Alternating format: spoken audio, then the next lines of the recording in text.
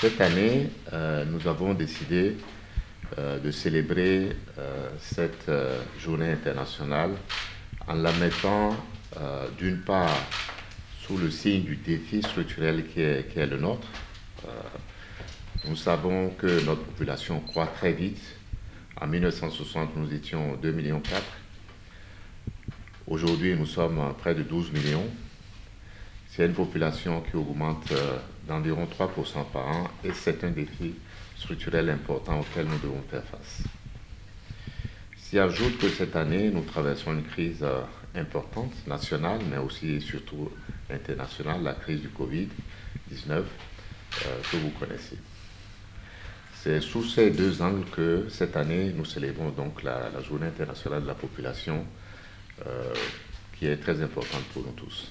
Nous avons une politique générale déjà de la population. Nous avons, le gouvernement du président Patrice Talon, engagé des actions très fortes pour assister les populations les plus vulnérables. Je rappelais les politiques et les actions les plus importantes.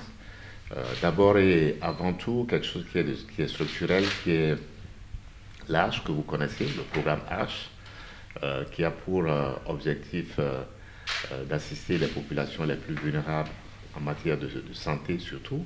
Nous avons commencé la phase pilote l'année dernière et elle devrait se conclure cette année et être généralisée.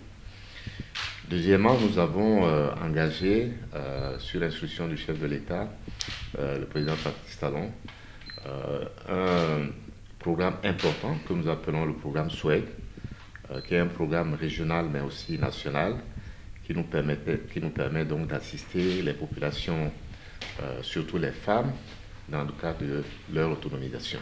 En ce qui concerne le Covid